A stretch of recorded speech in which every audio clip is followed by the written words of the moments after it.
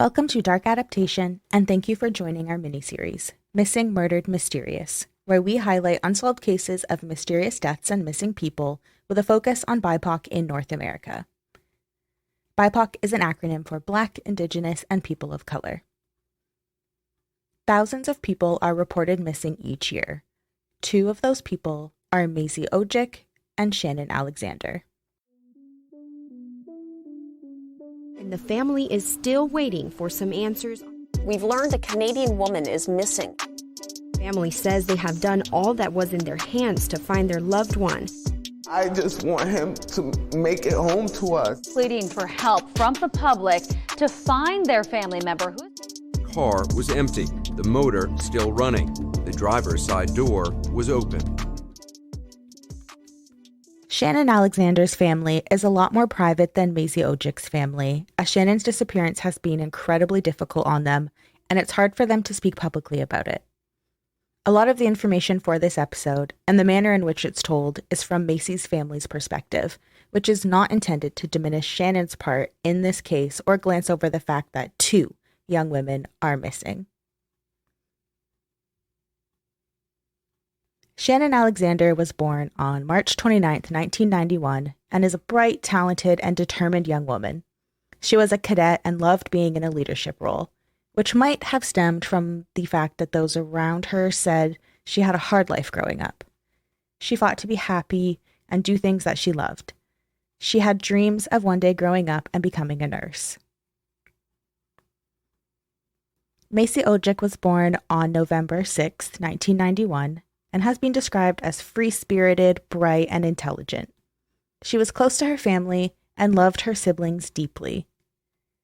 She went fishing and swimming with them and even taught her little brother how to read. She was very artistic, always drawing and creating, and as she moved into her teenage years, she was focused on discovering herself, finding her identity as both an Indigenous person and a young woman. 16-year-old Maisy and 17-year-old Shannon met around March of 2008 and quickly became close friends. Lori called them kindred spirits. If they fought, they immediately made up, and the two girls spent nearly every moment of their free time together. They were described as average teenage girls. They went to high school, gossiped about boys, and socialized at the popular local hangouts. Maisy lived with her grandmother, and every Saturday morning she would mow the lawn for some money. Maisy's mother, Lori, stopped by and saw Maisy mowing the lawn on Friday, September 5th, 2008, with Shannon hanging around while Maisy worked. Lori asked Maisy why she was mowing the lawn a day early, and Maisy told her she was getting it out of the way to make some money before she headed over to Shannon's place for the weekend. Shannon lived in an apartment with her father, Brian Alexander, in Maniwaki, Quebec, which is only a couple kilometers away from where Maisy lived in Kitigan-Zibi. Brian was going to Ottawa, 135 kilometers south, to help his son paint so the girls would have the apartment to themselves. Lori asked the girls what they would be doing that weekend, and they said that they were going to go to a school dance at the Maniwaki Arena that night. Lori hugged and kissed Maisy, and the two girls were off. They attended the dance for a bit before their other friends, who were also at the dance, said they saw the girls leave the arena. It's believed they went to a local hangout, which was a park near Polyvalenti High School, but they left after Shannon argued with a guy who was also at the park. The next day, Saturday, September 6th, Shannon walked Brian, her father, to a bus stop in Maniwaki while Shannon slept on the couch. Sadly, this was the last time anyone saw Maisy and Shannon. When Saturday passed with no word from Maisy, her family wasn't too concerned because they knew the girls were spending the day together and they might have been busy. When Sunday rolled around, Maisy's grandmother was getting concerned because Maisy hadn't contacted anyone since Friday, which was unusual. She was sure to keep someone updated on her whereabouts. Her grandmother couldn't get a hold of her and went to Shannon's apartment to check on the girls. After repeatedly knocking and no one coming to answer, the family became really worried, and Maisy's mother and grandmother started calling everyone they knew to see if anyone had heard from the girls. Brian returned to the apartment, likely on Sunday, and noticed the girls weren't there, which was weird because they had left behind their backpacks and purses, which held their wallets that had money and their IDs. Brian also noticed his daughter, Shannon, had left her medication behind. Neither girl was in trouble with the law. They didn't lead high-risk lifestyles. So when they vanished without a trace from the apartment, it was a shock to everyone who knew them. Maisy's family contacted the Kitigan-Zibi police, also known as the Anishinaabeg police, on Monday, September 8th to report Maisy missing, but they were told they had to wait 24 hours, so she wasn't officially reported missing until Tuesday, September 9th, 2008. When the police report was made, Maisy's family was told that Maisy was missing from Maniwaki, and therefore it was Quebec's jurisdiction, not First Nations. Even though they claimed it wasn't their jurisdiction, they held on to the police report without forwarding it on to Sûreté de Québec Provincial Police Force, or SQ for short. They said this was because Maisy lived in Kitigan-Zibi.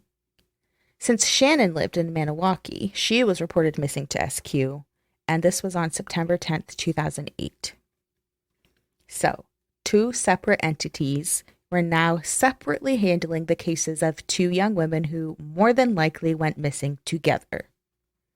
Lori firmly believes SQ should have been handling both cases from the start, since the girls went missing from their jurisdiction. Lori said she believes the investigation into Maisy's disappearance was mishandled by both police forces from the start. She said the girls were immediately labeled as runaways, and the apartment that Brian and Shannon were living in at the time wasn't even searched for evidence or clues to their whereabouts. There was also no Amber Alert issued and no BOLO sent out. She added she never received a case file number, and in the first couple of days of the girls' disappearance, the police never notified the press or media about the disappearances. The SQ and Anishinaabeg police weren't conducting or helping with any searches of the missing girls, so the families and other volunteers had to start searching on their own and pulling together their own resources. These efforts were spearheaded by Lori and Maisy's aunt, Maria. Maria ended up building a website to raise awareness for the girls' disappearance. She said she wanted a space for people to visit, to comment their thoughts, share information and theories, and to raise money for a reward. A week after they vanished, Maisy's family went to Kitigan-Zibi Chief Gilbert Whiteduck for help, and he and the council helped by reaching out to various media outlets to arrange for a news conference. Maisy's family recalls that it was depressing, to say the least, with only the Maniwaki paper and APTN showing up. APTN stands for Aboriginal People's Television Network, which is a Canadian TV channel. After a month, the Anishinaabeg police notified the public that the girls were still missing, but by this point the girls' families felt it was too late and valuable evidence was lost. Meanwhile, Maria was contacting anyone she could think of, including multiple police forces, Missing Children Society of Canada, and even the volunteer organization Search and Rescue Global One, which I'm going to call SRG1 for short. SRG1 said they would help, but since they would be searching First Nation territory, they needed approval from the chief and council, who gladly invited the organization into the community. By this point, it was December, and the girls had been missing for a few months. But SRG1 began their investigation, sifting through the facts of the case. Typically, SRG1 works closely with the police and the available facts and evidence. But as they put it, quote, "In this particular case, the police were less present, so we didn't have access to some of the investigative materials that the police forces would have been using," end quote. Even though it was December and very snowy with harsh weather conditions, that didn't stop SRG1 and the family from conducting their first outdoor search. The snow was up to their knees, making it impossible to locate any evidence or sign of the girls, so the decision was ultimately made to hold off on searching again until the spring. In May 2009, another search was conducted, this time with a bus full of volunteers coming to help from as far away as Ottawa. SRG1 recalls that they have never seen greater community support and engagement than the search conducted for Maisy and Shannon in Kitigan-Zibi. And even though no one found anything of use to the investigation, Chief Gilbert Whiteduck says it taught the community how to work together and brought everyone closer together, both inside Kitigan-Zibi and outside, as they saw how many people came in from the surrounding areas, taking time off from work to help with the search efforts. That same year, 2009, the SQ took over the case, and Lori said she had a good relationship with the lead investigator, to the point the detective has even given her his personal cell phone number. Lori said, quote, "From the very beginning, he calls me, even if he knows nothing. It's just reassurance that she's not forgotten, and that makes a world of difference." The Ontario Provincial Police joined efforts with the Anishinaabe Police and the SQ in June 2009, as a result of information received that Maisy and Shannon may have been seen in the Ottawa and Kingston areas of Ontario. But sadly, this yielded nothing for the investigation. In the early days, reports like this were common. Tips poured in about the girls being seen in Toronto, Montreal, and even local provincial parks and conservation areas. There was even a rumor the girls were in Vérendrye Park in Quebec, which the family has independently searched 5 or 6 times. This was a monumental task, as this park is huge and typically used for hunting. In July 2017, there was renewed hope for Maisy and Shannon's families when the SQ received a tip from a community member who said they knew what happened to the girls. The person was in a mental health institution at the time they came forward with this tip, and the SQ found it substantial enough to go to Kitigan-Zibi to interview nearly 20 people and conduct a search of Pedo Big Creek and the surrounding area. Divers from SQ searched the creek for 2 days straight and dug up various areas of the creek bed because the community members said they were buried along the shore. Unfortunately, these searches yielded nothing, and SQ learned that construction on the nearby Maniwaki Speedway had disturbed the creek's shoreline in the years since Maisy and Shannon's disappearance, potentially compromising evidence that may have once been there.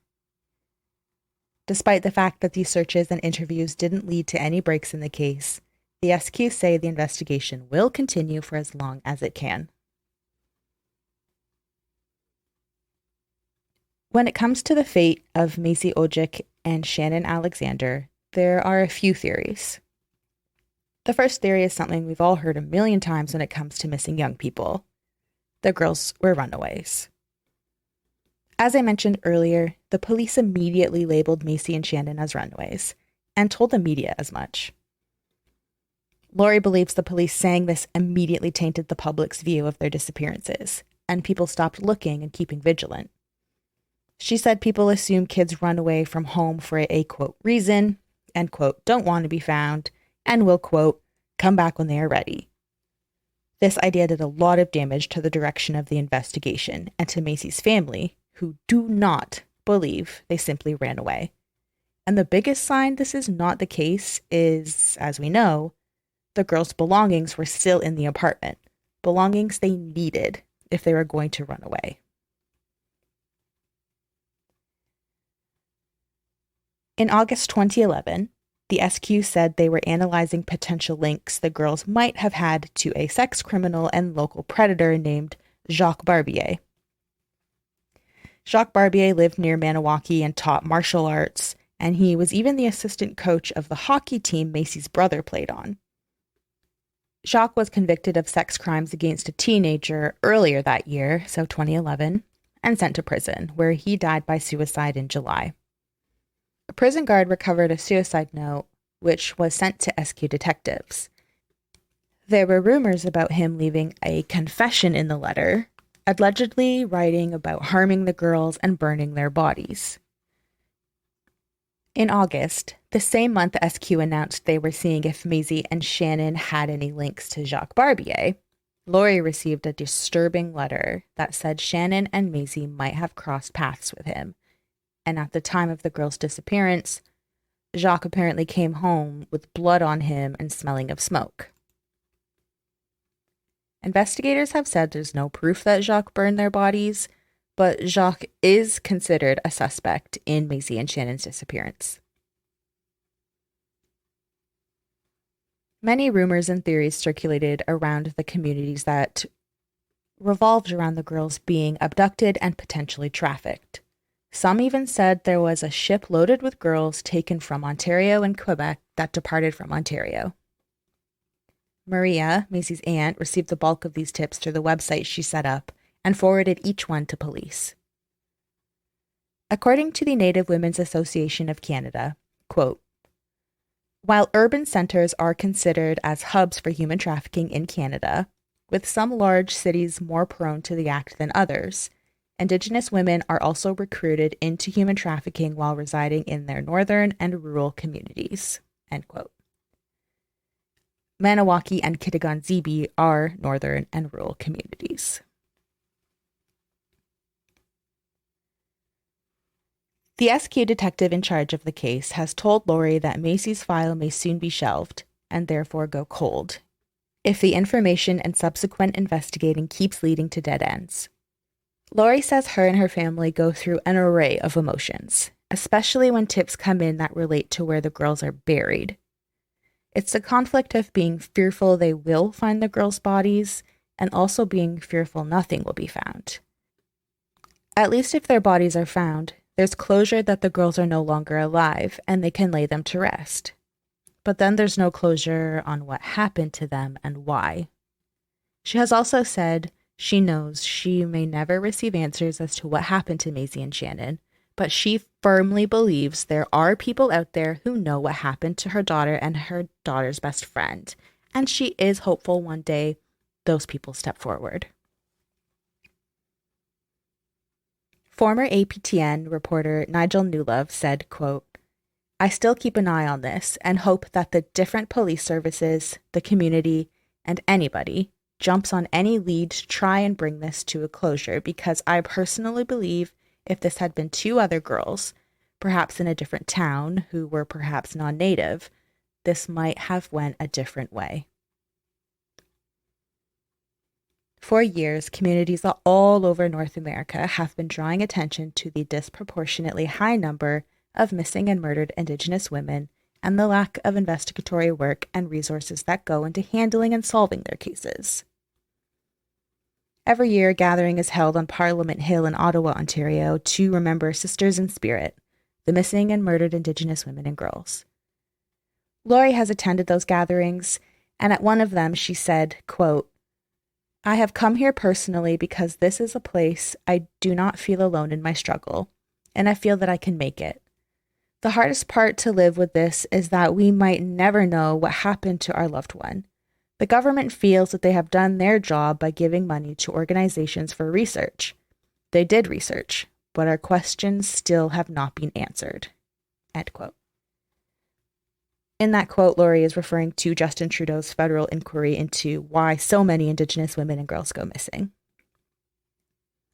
A vigil is held every year to commemorate Maisy and Shannon, who are best friends, sisters, daughters, granddaughters, and they are loved and missed. By telling the story of women like Maisy Odjick and Shannon Alexander, we not only honor their memories, but we help raise awareness of their stories.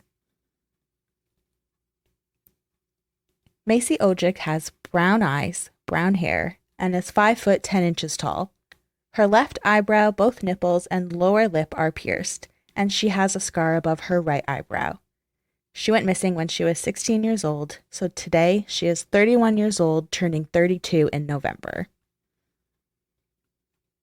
Shannon Alexander has brown eyes, brown hair, and is 5 foot 9 inches tall. She has acne scarring on her face, a scar on her left knee, and pierced ears. She may have been wearing a silver necklace with a feather on it around her neck. She went missing when she was 17 years old, and today she is 32 years old. Both girls are missing from Maniwaki, Quebec.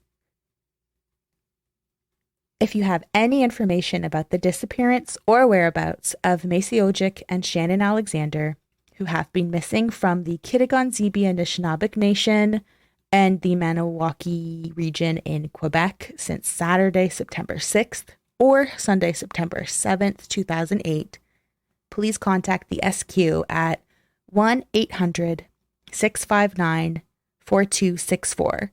You can also contact the Director of Criminal Investigation Branch of the OPP at 1-888-310-1122 or 705-329-6111. If you want to remain anonymous, you can call Crime Stoppers at 1-800-222-TIPS. That's 1-800-222-8477, where you may be eligible to receive a cash reward of up to $2,000. To end this episode, I have a quote from Gilbert White Duck. Our women are our life givers. When we lose a woman, we lose future generations. So we have to honor women and take care of them. And that message is for all women. We have a collective responsibility. Thank you for listening to this episode of Missing, Murdered, Mysterious. Please share this episode so we can continue spreading Maisy Odjick and Shannon Alexander's story. And hopefully, one day, we can help bring answers to their loved ones.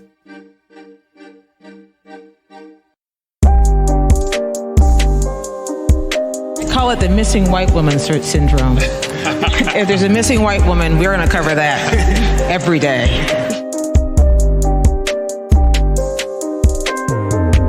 Black kids stay on the news cycle for about a day, maybe, and then they fall off the news cycle. An epidemic of missing and murdered Indigenous women and girls. Indigenous women face a murder rate 6 times the national average.